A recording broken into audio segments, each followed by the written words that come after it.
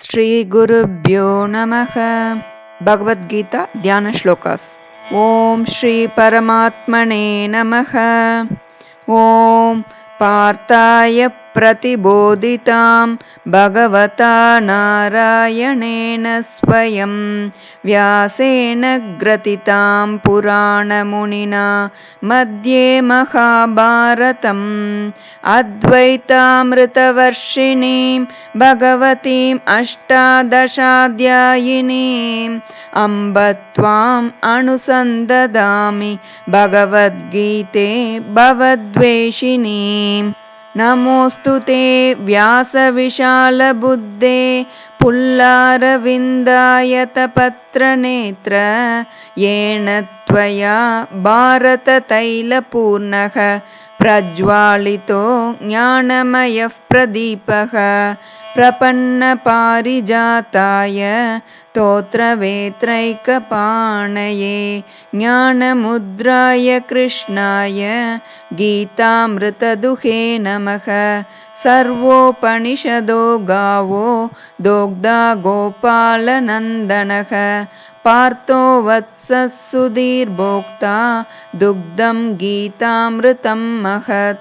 वसुदेवसुतं देवं कंसचाणूरमर्दनं देवकी परमानन्दं कृष्णं वन्दे जगद्गुरुं। मूकं करोति वाचालं पङ्गुं लङ्घयते गिरिं यत्कृपातमहं वन्दे परमानन्दमाधवम्। ओम श्री परमात्मने नमः।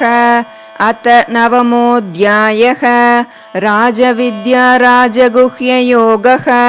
श्रीभगवानुवाच इदं तु ते गुह्यतमं प्रवक्ष्याम्यनसूयवे ज्ञानं विज्ञानसहितं यज्ञात्वा मोक्ष्यसे शुभात्।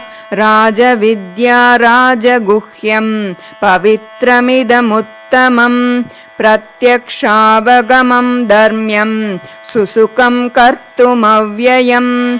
अश्रद्धदानाः पुरुषा धर्मस्यास्य परन्तप अप्राप्य मां निवर्तन्ते मृत्युसंसारवर्त्मनि। मया ततमिदं सर्वं जगदव्यक्तमूर्तिना मत्स्थानि सर्वभूतानि न चाहं तेष्वस्थितः न च मत्स्थानि भूतानि। पश्य मे योगमैश्वरं भूतभृन्न च भूतस्थो ममात्मा भूतभावनः। यथाकाशस्थितो नित्यं वायुः सर्वत्र गोमहान् तथा सर्वाणि भूतानि मत्स्थानीत्युपधारय। सर्वभूतानि कौन्तेय प्रकृतिं यान्ति मामिकां कल्पक्षये पुनस्तानि कल्पादौ विसृजाम्यहं प्रकृतिं स्वामवष्टभ्य विसृजामि पुनः पुनः। भूतग्राममिमं कृत्स्नम् अवशं प्रकृतेर्वशात् न च मां तानि कर्माणि निबध्नन्ति धनञ्जय। उदासीनवदासीनम् असक्तं तेषु कर्मसु मयाध्यक्षेण प्रकृतिः सूयते सचराचरं। हेतुनानेन कौन्तेय जगद्विपरिवर्तते अवजानन्ति मां मूढा मानुषीं तनुमाश्रितम्। परं भावमजानन्तो मम भूतमहेश्वरं मोगाशामोगकर्माणो मोगज्ञानाविचेतसः। राक्षसीमासुरीं चैव प्रकृतिं मोहिनीं श्रिताः महात्मानस्तु मां पार्थ दैवीं प्रकृतिमाश्रिताः। भजन्त्यनन्यमनसो ज्ञात्वा भूतादिमव्ययम् सततं कीर्तयन्तो मां यतन्तश्च दृढव्रताः नमस्यन्तश्च मां भक्त्या नित्ययुक्ता उपासते ज्ञानयज्ञेन चाप्यन्ये यजन्तो मामुपासते एकत्वेन पृथक्त्वेन बहुधा विश्वतोमुखम् अहं क्रतुरहं यज्ञस्वदाहमहमौषधम् मन्त्रोऽहम् अहमेवाज्यम् अहमग्निरहं हुतं पिताहमस्य जगतो माता दाता पितामहः वेद्यं पवित्रम् ओंकारं ऋक्सामयजुरेव च गतिर्भर्ता प्रभुः साक्षी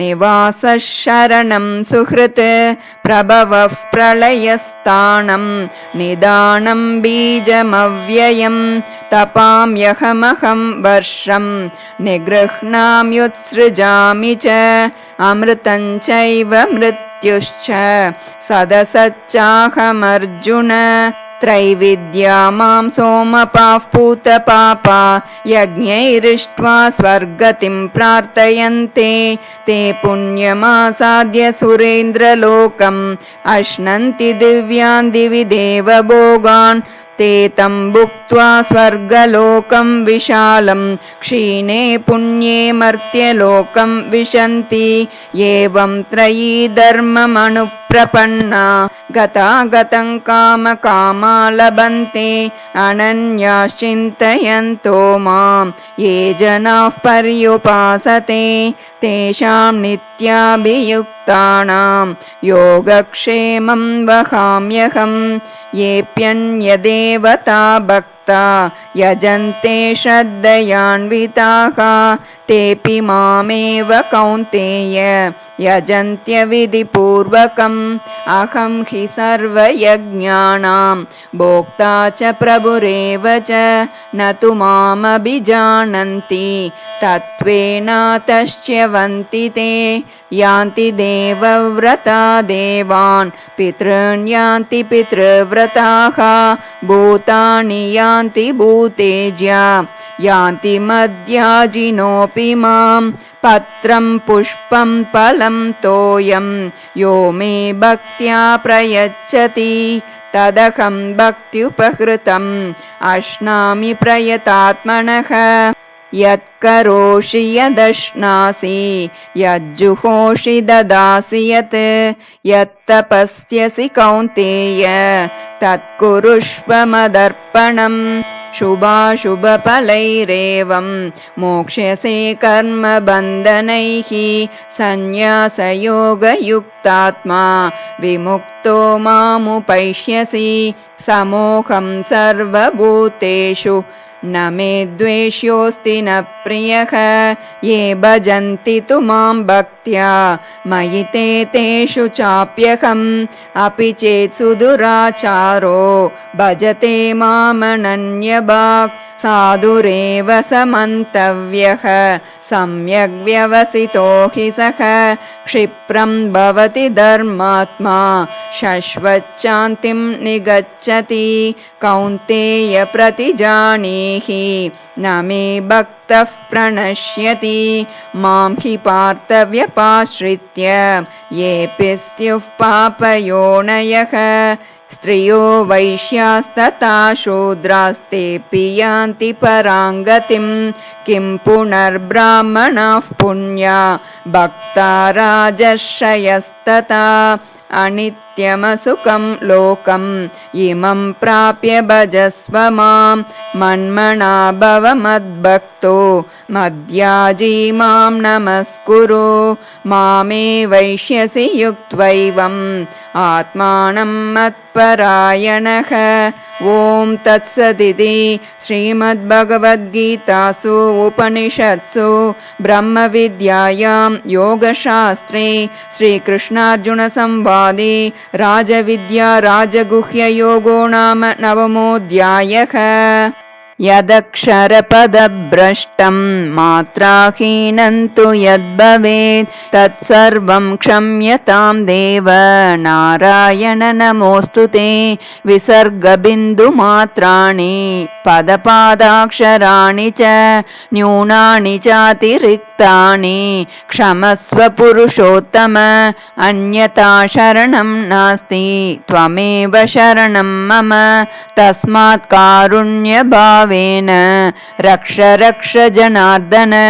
कायेन वाचा मनसेन्द्रियैर्वा बुद्ध्यात्मना वा प्रकृते स्वभावात् करोमि यद्यत् सकलं परस्मै श्रीमन्नारायणायेति समर्पयामि। सर्वे भवन्तु सुखिनः सर्वे सन्तु निरामयाः सर्वे भद्राणि पश्यन्तु मा कश्चित् दुःखभाग् भवेत्। ॐ शान्ति शान्ति शान्तिः। हरिः ॐ तत्सत्। सर्वं श्रीकृष्णार्पणमस्तु।